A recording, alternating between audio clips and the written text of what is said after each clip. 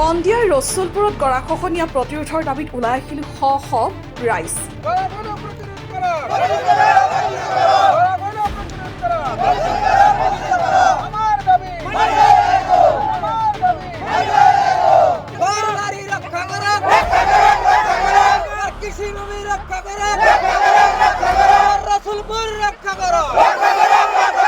মন্দিয়াৰ ৰসুলপুৰত বেকী নৈৰ ভয়াৱহ গৰাখহনীয়াই এতিয়া আতংকিত কৰি তুলিছে শ শ পৰিয়ালক।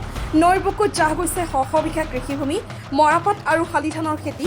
বহু লোকৰ মাটি ভেটিও পৰিছে গৰাখহনীয়াৰ কবলত। আজি শ শ গৰাখহনীয়াগ্ৰস্ত ভুক্তভোগী ৰাইজ ওলাই আহি সাব্যস্ত কৰিলে তীব্ৰ প্ৰতিবাদ।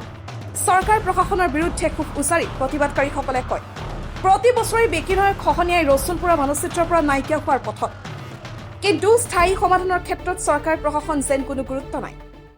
আমাৰ অসুবিধা হ'ল, আপোনালোকে জানে আমাৰ বেকী গৰাখহনীয়া নদীত গৰাখহনীয়া শ হাজাৰ হাজাৰ বিঘা কৃষিভূমি, ঘৰ দুৱাৰ, লগতে এসপ্তাহ 15 দিনমান আগৰ পৰা আমাৰ ইয়াতেও নদীৰ বুকুত জাকল বেকী গৰাখহনীয়া হোতাৰৰ মাজেৰে। গতিকে শ বিঘা গৈছে, এতিয়াও গৈছে কমচে কম 50-100 বিঘা মাটি কৃষিভূমি ক্ষতি হৈছে। মৰাপাটৰ শালি ধান ৰোৱা এইবিলাক বিধ্বস্ত হৈ গৈছে, ঘৰ দুৱাৰ উঠাই লৈ গৈছে। গতিকে মোৰ এটাই দাবী, চৰকাৰ বা আমাৰ স্থানীয় বিধায়ক মহোদয়ৰ ওচৰত। আমি জানো যে আমাৰ বিধায়ক মহোদয়ে বহুত কষ্ট কৰে, গতিকে কাম বনো কৰি আছে। তো আমাৰ দাবী ৰসুলপুৰখন ৰক্ষা কৰিব লাগে। মানচিত্ৰৰ পৰা এনেও নাইকিয়া হৈ গৈছে, অকণমান চৰ চাপৰিতে মানুহ বাস কৰি আছে, ঘৰ দুৱাৰ গৈছে, স্কুলৰ ল'ৰা ছোৱালী ল'ৰা ছোৱালী ইয়াতে যাব নোৱাৰে, ৰাস্তা ঘাট নাই। এবাৰ বানপানী হোৱা নাই, বানপানী হ'লে আৰু অসুবিধা হয় আমাৰ। কি সমস্যা, এই সমস্যাৰ অন্ত নাই, মানে আমাৰ হাজাৰটা সমস্যা। গতিকে মই প্ৰশাসনক, জিলা আয়ুক্ত মহোদয়কো এইটো অনুৰোধ জনাম যে আমাৰ ইয়াতে শ কৃষিভূমি, তাৰপিছত ঘৰ দুৱাৰ, ল'ৰা ছোৱালীৰ পঢ়া শুনাৰ ক্ষেত্ৰতো বহুত অসুবিধা। গতিকে এইখিনি ৰক্ষা কৰিব লাগে, আমাৰ ৰাইজৰ দাবী। তাৰ সঙ্গে মই বিধায়ক মহোদয়কে স্পেচিয়েলভাৱে মই অনুৰোধ জনাম যাতে আমাৰ এইখিনি কামখিনি কৰে, গৰাখহনীয়া প্ৰতিৰোধ কৰে, এইটোৱে আহ্বান জনাম। প্ৰতিৰোধ যদি সোনকালে নহয়, আপোনালোকে চালে গম পালে। গতিকে মানে হাজাৰ হাজাৰ বিঘা কৃষিভূমি নষ্ট হ'ব, ঘৰ দুৱাৰ আপুনি চাব, ঘৰ দুৱাৰ পুৰিলে থাকি যায়, ভিটাটো থাকে। যেতিয়া নদীৰ গৰাখহনীয়াত একেবাৰে উঠাই লয়, গতিকে একো নাথাকে তাত। আজি চাওক, আমি শিৱসাগৰ বা উজনিত কাম কৰিবলৈ গ'লে আমাক মিয়া বুলি তাচ্ছিল্য কৰে।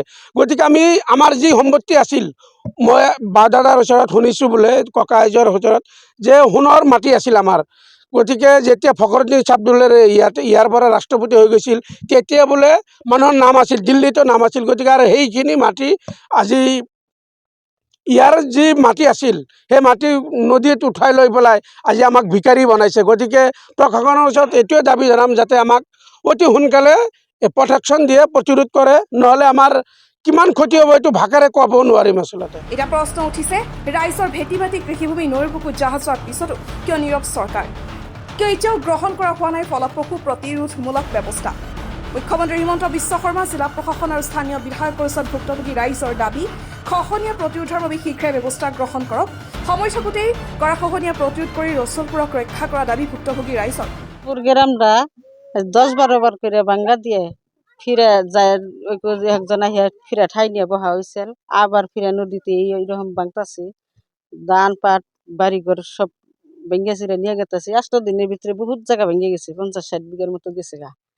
এই পর্যন্ত কোনো আমরা পাই নাই। তাহলে এখন আমাকে বিধায়ক মহোদয়ের কাছে অনুরোধ যে একটু রক্ষা করেন আপনি, যাতে এই ভাঙ্গাটা থামিয়ে হারেন। যে কোনো হালাতে একটু যদি করতেন তাইলে আমাকে একটু রক্ষা হইতো গরিব মানুষের, নইলে নিরুপায় সব, কোনো ব্যবস্থাই নাই। হ্যাঁ, তো আমরা জানি যে আমাকে বিধায়ক মহোদয় বিরাট দয়ালু মানুষ, গরিবের সহায়কারী করে, যার জন্য তার কাছে আমার অনুরোধ যে একটু জানি দ্রুত আইহে এই জিনিসটা যে কোনো হালাতে জানি আমাকে গরিবের প্রতি সহায় ইয়ে বস্তুটা একটু বেটার দেয় আর কি। সুবিধা হয়েছে, গাঙ্গে ভাঙ্গা এরকম করে পোলা হান্নে আমি থাকি কনে, আবাদ সাবাদ কিছু করা হয় না, কিছু না। পোলা হান স্কুলে যে বুঝে হারে না।